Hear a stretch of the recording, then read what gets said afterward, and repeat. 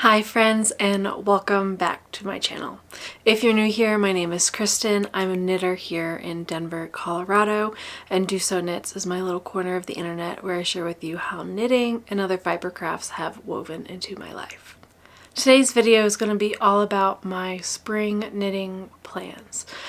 I started this year kind of doing a quarterly kind of knitting plans in my Ravelry queue, and so now that spring has started, technically spring started a few weeks ago, but I'm just now getting around to filming this video. But I thought it would be a nice idea to do some reflecting on what I was able to finish in the winter season, and then kind of look forward into what I would like to make now that spring is here and I'm getting excited with all the spring weather.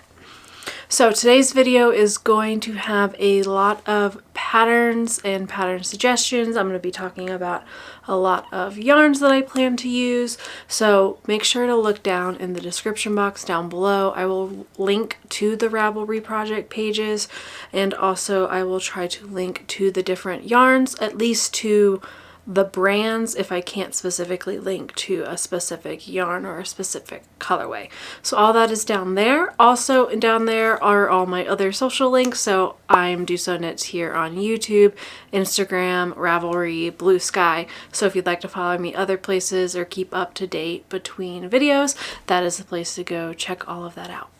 I know for me personally, there's been a lot happening in the world, so I just really wanted to spend some time diving into my stash, getting inspired by the yarns that I have, scrolling through Ravelry, finding some new patterns, and just doing a nice little planning video for the upcoming season is something that I'm very excited to share with you today.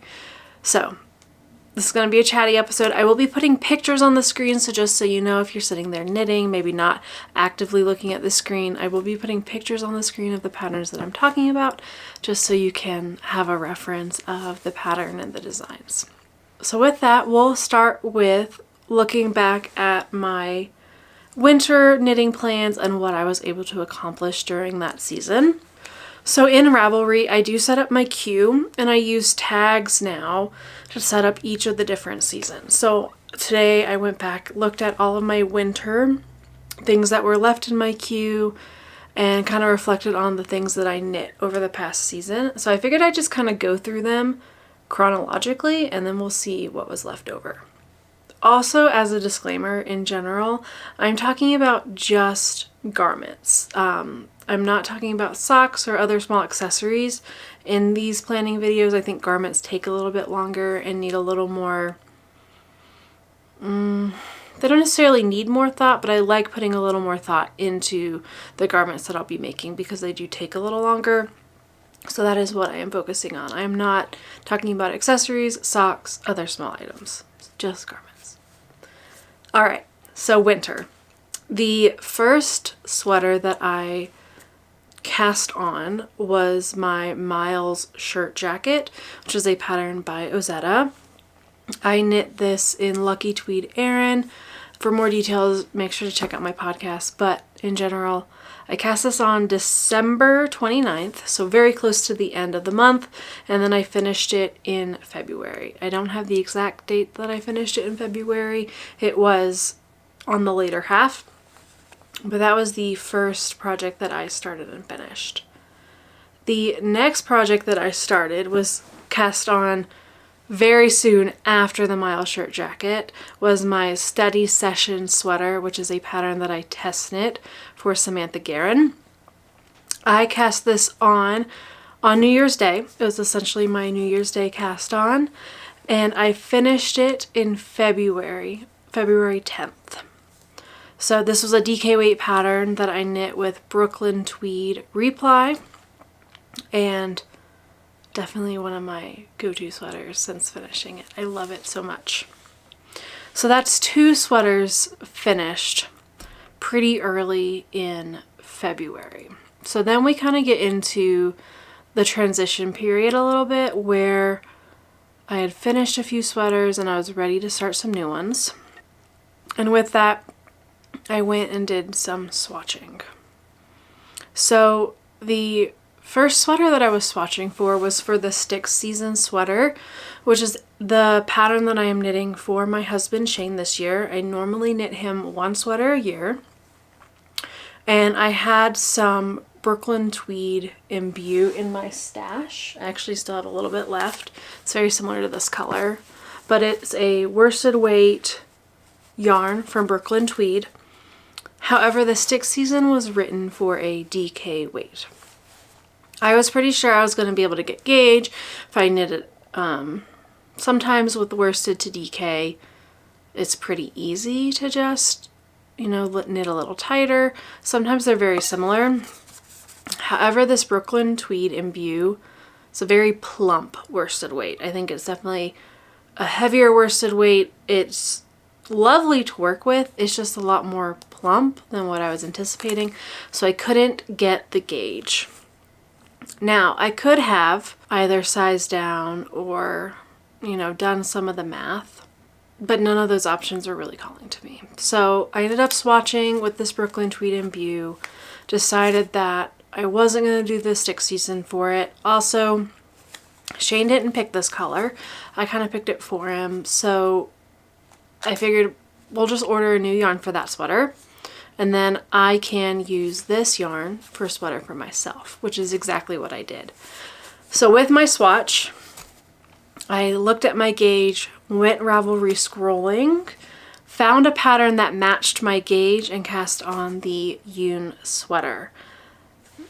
This was not something that was on my queue for the winter. However, it was something that it kind of worked. And that's where I'm not super strict with my queue. The queue is kind of just like some guideposts of like, hey, these are things previous Kristen has thought of. Let me put it down, have it written somewhere. So if I'm ever in a decision paralysis point, I can go back and look and be like, oh yeah, I plan to make this with this. But sometimes things don't work out. And so that's where I do allow myself some of that flexibility. So I cast on the Yoon sweater by Anna Fiskum Sunday, and I cast it on the beginning of March the 2nd, and I just finished it on April 20th. So that was a pretty quick knit, kind of transitioned from the winter to spring timeline in general, but I'm kind of counting that as a winter project as it is a nice thick sweater. But that was one that I added kind of afterwards, but a third sweater so far for the winter. Then I have a fourth and final sweater that I cast on in the winter, which was my sunset sweater. I cast this on right before we went to vacation in North Carolina. This is a Jessie Made pattern, and right now it's kind of in timeout because I'm not 100% in love with how the short rows are looking, and with this new season approaching, I'm kind of unsure what I want to do with that pattern right now, so it's kind of hibernating.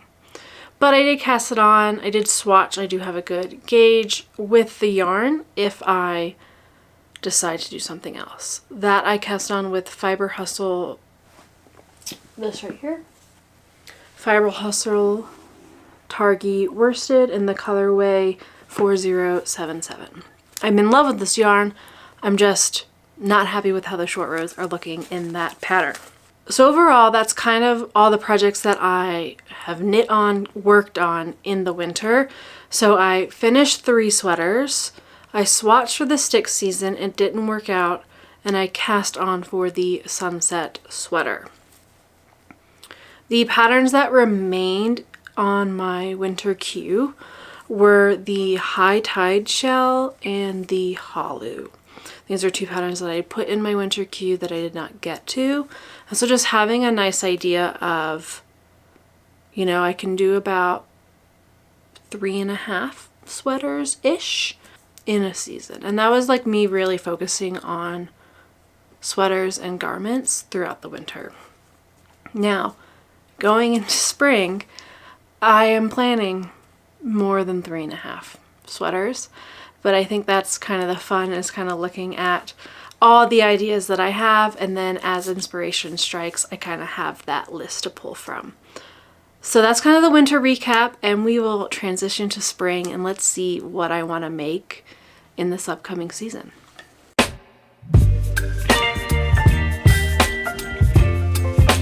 For me, my queue, as I mentioned, is kind of just a place where I like to brainstorm. I kind of just look at all the options that I have, and I like to have it all written down so it's a nice reference for future me when I'm looking for a new pattern or ready to cast something on. I have some ideas and things to reference for when I kind of don't know what I want to do.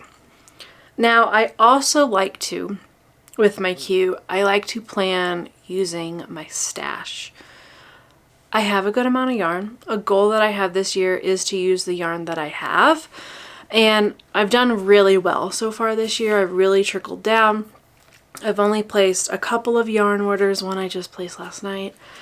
But even with this, I'm not including that yarn that I just ordered. It'll probably be in my summer plans. Planning with the yarns that I have is just something that makes it easy so that I can go grab and start. I typically buy yarn for a specific project, so that also kind of helps. Sometimes I don't cast on for a project right after I buy it, so this kind of helps with that as well. Anyway, let's dive into what I'm looking at for the spring. I will be reading notes off of my phone as I kind of reference all these patterns, but the main things that I will probably be talking about with each of these is I will let you know the pattern, the designer, the yarn weight, the sizes that are available, the recommended ease, how the pattern is constructed, and then the yarn choice that I'm looking at using. So let's just go ahead and get started. I think we will start first with the patterns that I carried over from winter into spring. So there are a few that I did not finish, maybe I swatched for, but weren't able to do. So the first one that I carried over was the High Tide Shell, which is by Lindsay Fowler. This pattern is a worsted weight pattern, and it has sizes 1 to 14 is how they were numbered, with a recommended ease of 4 to 6 inches. Those sizes of 1 to 14 have a body circumference of the smallest of 28 inches all the way up to 80 inches. So a very large size range.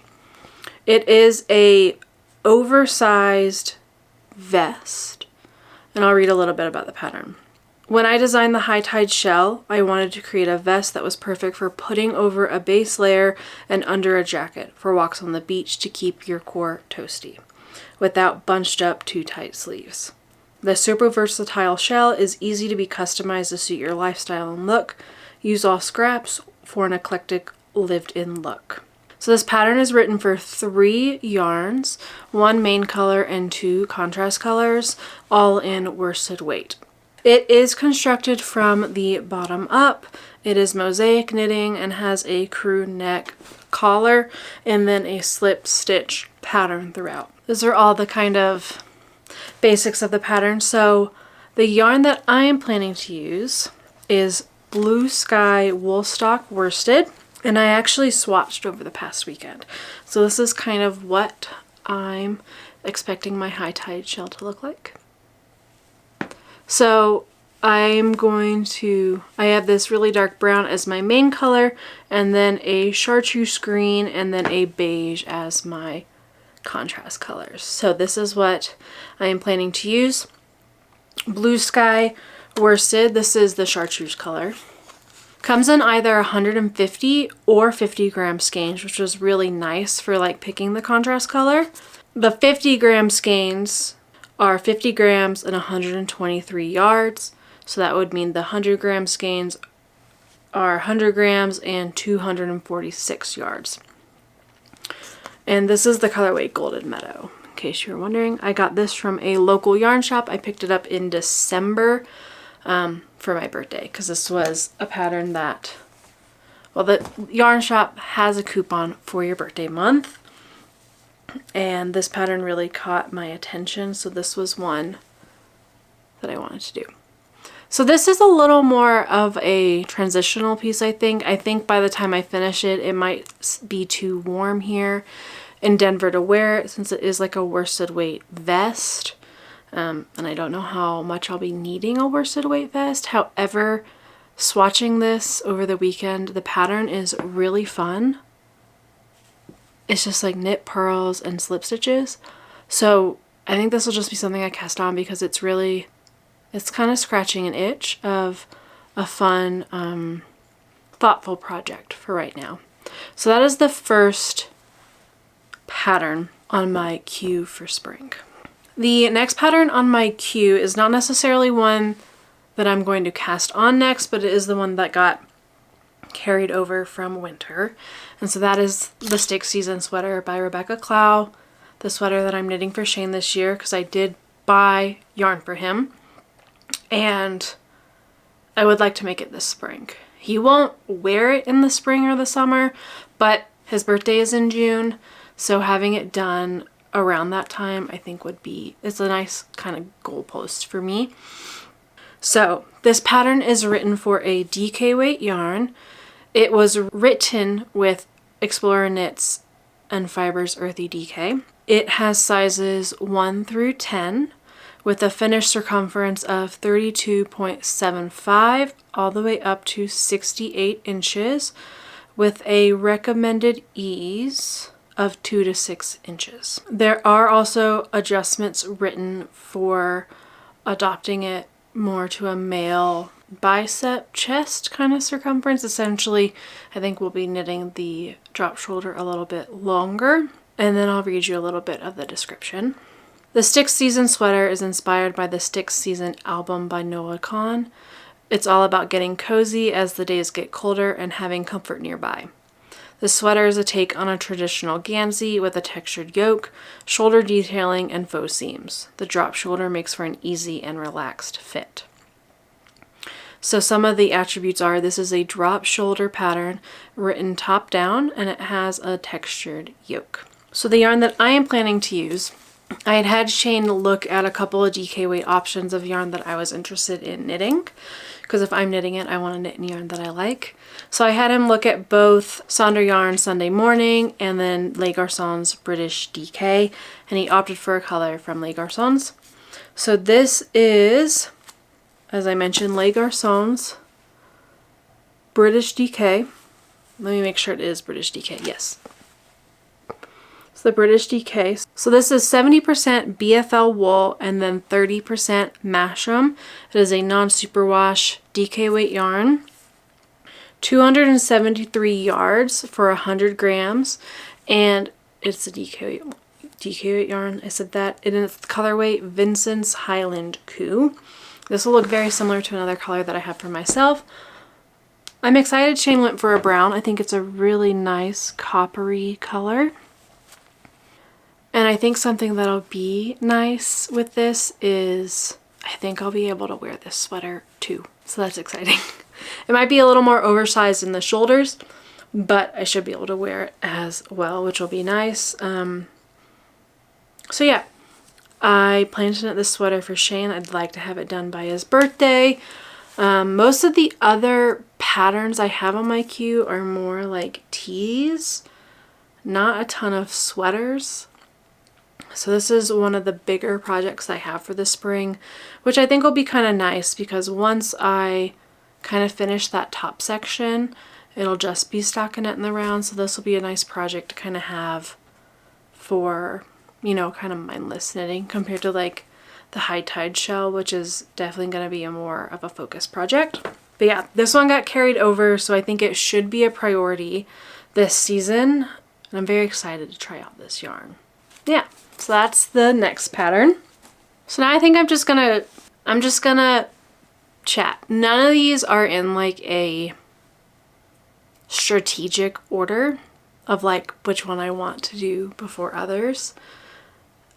They're all just kind of in my spring plans, and then I will kind of just see what is sparking my interest when the time comes to start projects. So I will start with, I did do an extra swatch over the weekend, and that was just because it would be an easy thing to swatch for, and so that way it's ready to go.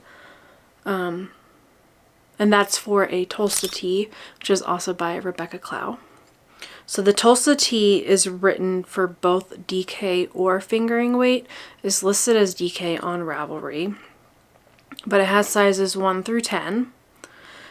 And the finished measurements, there are multiple sizes listed because there's B cups all the way through F cups. So the tiniest B cup is 31.5 inches and the largest F cup is 70.5 inches. And that's the same for both the fingering weight and the DK. The bust darts are optional. The B cup is the default, so the largest B cup size is a 66.75 inch. The recommended ease is 0 to 3 inches. There's a lot of information on this project page about the different requirements for yardage and sizing, so definitely go and look at the page if you need specific sizing details. This pattern also has optional short sleeve and long sleeves. I have knit this pattern before, so I know it is a pretty simple pattern. It's just a top-down raglan style. That's basically the main attributes of how you knit it. And it's just a very good mindless knit, good t-shirt kind of pattern. So I did swatch over the weekend, as I mentioned. I am planning to use Knit Picks Cotton, which is a DK weight. This is the colorway Shoal, and it's 50 grams and 123 yards. The cotton is 70% cotton and 30% linen. I have another color of this as well. It's like a dark brown, but this blue is kind of my first one that I want to make. Obviously, once I make this first one, my gauge should be pretty similar if I just want to cast on a second. But here is my swatch. I haven't measured it yet. I still don't know if I might go down another needle size just because this is a little, you know, it's kind of see-through. You can kind of see me through it. And I don't know if I'm hitting gauge yet. I might go down just one more size just to see with the swatch how it goes. But yeah, so this was something that was just super easy to swatch for. It's knit in the round, DK weight pattern. It's a very loose gauge, so I figure this will be an easy project to kind of just, when I need something very simple, this will be a good one to have kind of ready. I've swatched for it and it'll be ready to go. And I've knit the Tolsta before. It's a very simple t-shirt. I like how it fits. I knit it before the bust darts were included in the pattern, so I'm unsure like how that's written for. I don't remember if I added them myself. I might have. But yeah, I really enjoyed working and swatching with this yarn over the weekend. I think it works up a little bit nicer than like 100% cotton, and it's lightweight, not so heavy. So that was a fun one. So this is definitely something that will be ready in the wings, because it'll be just a nice simple pattern that I've knit before, so I know how the pattern's written, how it'll go. But yeah, definitely want another Tolsta in my wardrobe. So the next pattern on my queue is the Campus Vest by Amy Scher. This is something I've been itching to make, and I put it in spring and not winter when I did my plans at the beginning of the year, but it's definitely something that is calling to me. Because it's a vest, I do think it's something I could potentially still wear in the spring depending on when I finish it.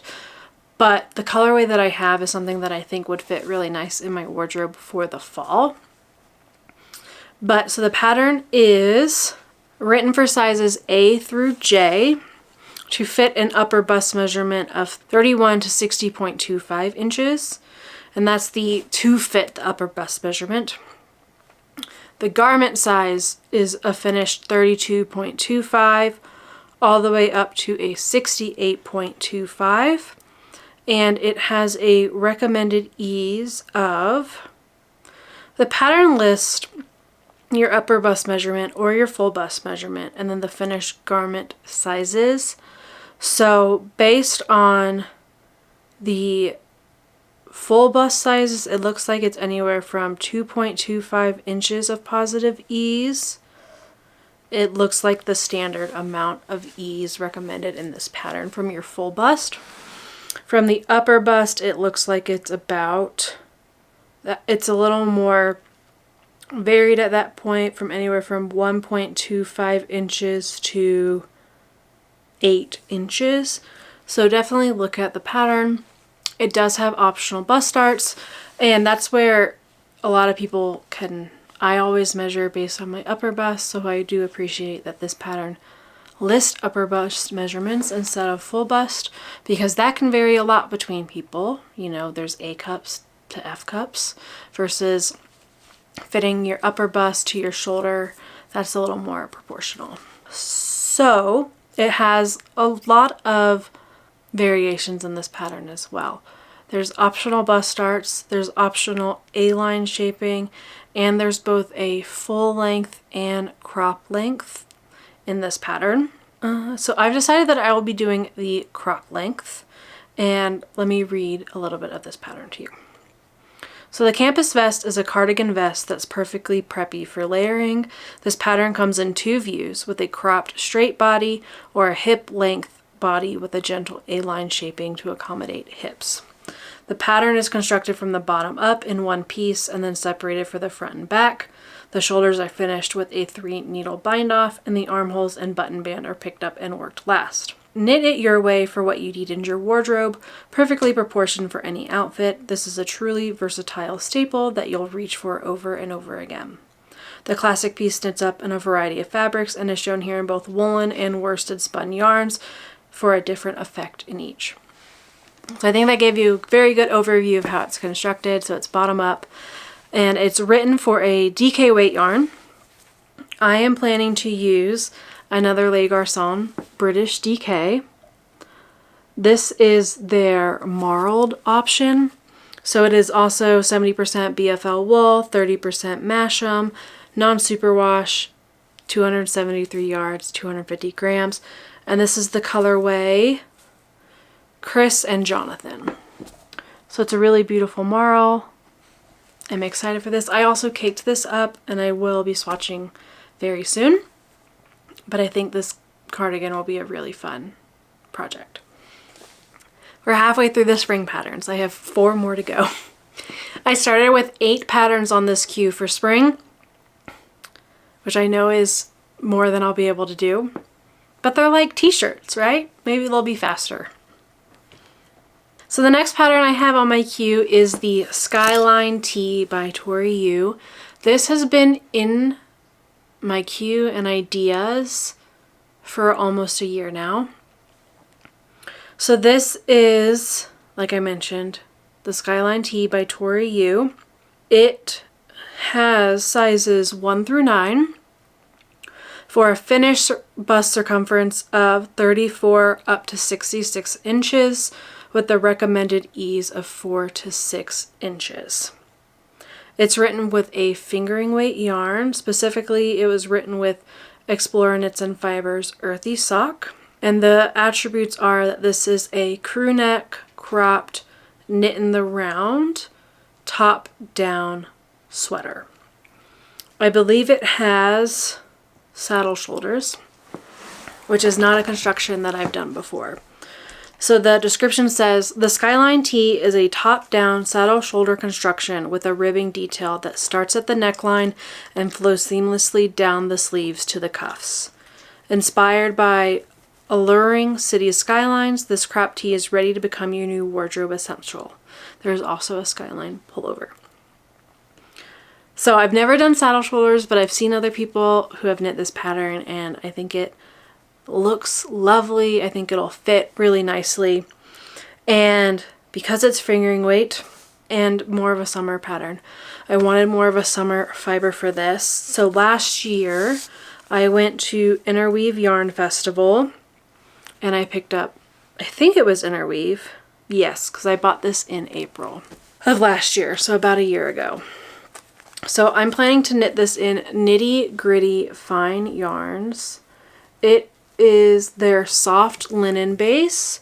It is 25% linen, 51% baby alpaca, 24% Tussa silk. This is the colorway Olive New Mexican. and it's a fingering weight yarn.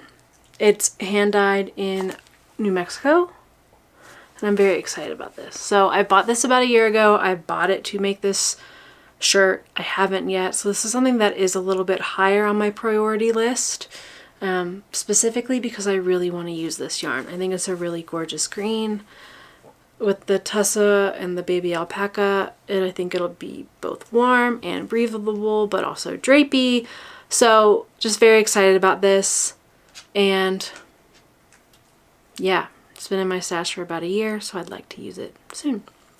The next thing on my queue is actually a cardigan. This is my Eva Cardigan by Petite Knit. I actually originally had this slotted for autumn, but then I'd like to have this done kind of for the colder weather when it comes. And considering I have a lot of lighter weight projects kind of queued up for this season, I thought something in a DK after the stick season might be kind of nice. Also, this color is just really calling to me. So this is the Eva Cardigan, which is a cardigan by Petite Knit. It is written for a DK weight yarn and has sizes from a 2XS, so an extra small, up to a 5XL, which corresponds to sizes 41 3/4 up to 61.5 inches. It has a recommended ease of 10 1/4 inches. So it's a very oversized cardigan. I probably will not knit mine this oversized. I'm also not 100% sold on this cardigan, but I do know I want just like a basic cardigan with like a nice button band. So the details are the Eva Cardigan is worked from the top down. First, the top part of the back yoke is worked back and forth with increases. Then the shoulders are picked up from stitches that are picked up and knitted along the top of the back yoke.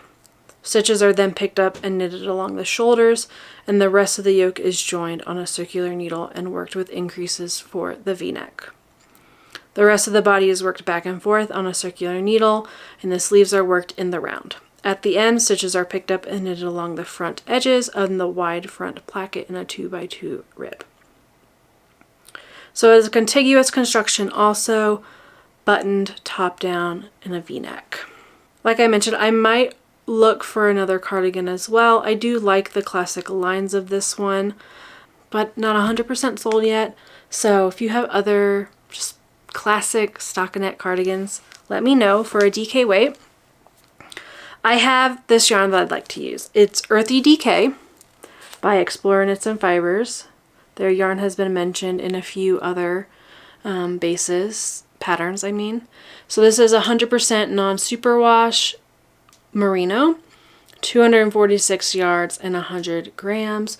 This is the colorway Tawny, and it's a very similar color to the Vincent's Highland Coup, which I'm going to be using for Shane's sweater. So if you have a cardigan, DK weight, classic, let me know. Otherwise, the Eva Cardigan is slotted right now. I might do a little more pattern searching as I get closer to wanting to cast this on. But that is essentially a DK weight cardigan. Similar to the Eva is where this is headed. Kind of what's in my queue in my brain right now. So we have two more sweaters. The next one that I'm looking at is the Slightly Sassy V, which is also written by Amy Scher. It is a fingering weight sweater, and it's written for Pearl Soho Linen Quill, which is also the yarn that I plan to use. So it has sizes A to I to fit the upper bust measurement of 31 to 57 inches. It also has optional bust darts and a recommended ease of 2 to 5 inches. This pattern also has many different variations. So there is a cropped and longer body, short and 3/4 length sleeves. So I'm looking at doing the V-neck short sleeve option. I don't know if I will be doing cropped or the longer length right now, but I do have this Pearl Soho linen quilt in my stash. It is a 50% fine Highland wool, 35% alpaca, 15% linen, 439 yards and 100 grams. This is the colorway Juniper Green. I bought this originally to do a half and half triangles wrap, and I just have not started it, and I've had this in my stash for quite a long time. Let's see when I stashed it. I stashed it in September of 2021.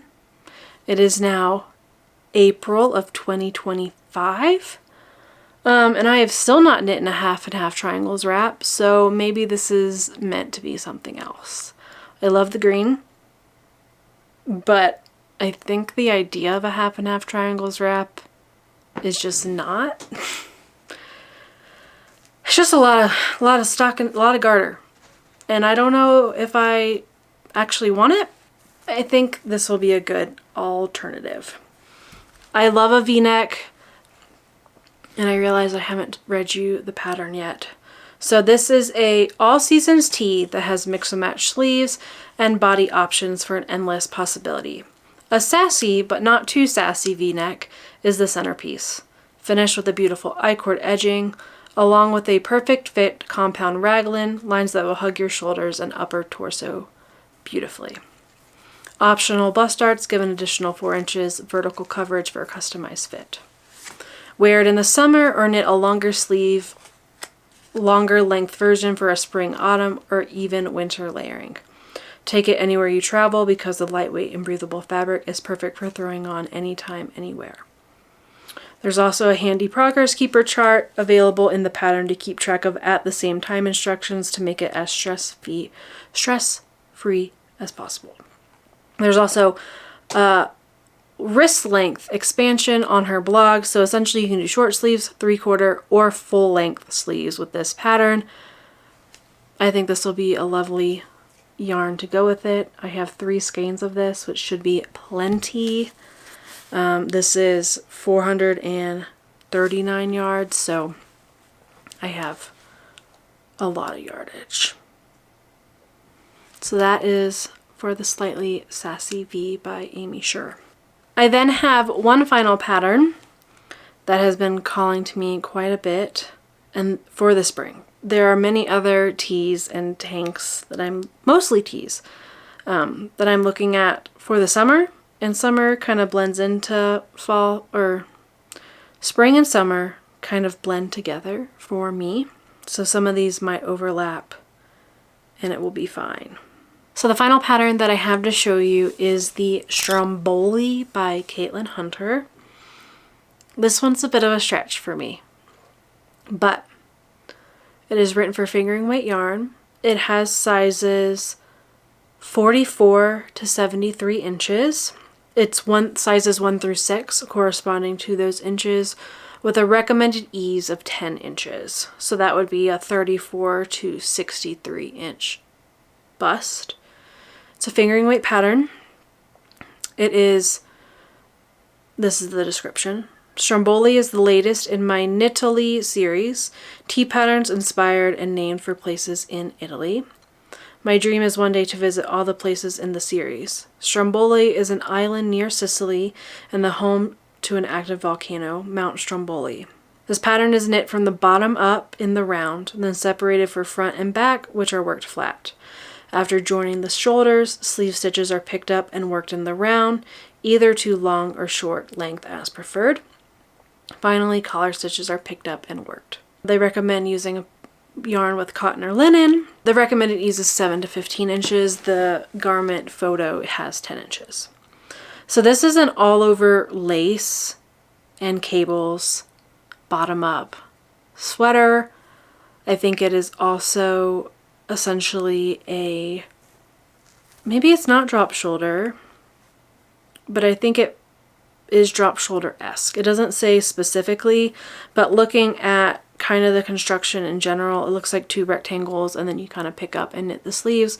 So I would assume it's kind of a drop shoulder, but it has these lace and cable sections and it just looks really pretty, and I think it would be a nice more like sophisticated shirt in my wardrobe that I could wear in the summer and transition into the fall with like cardigans over it.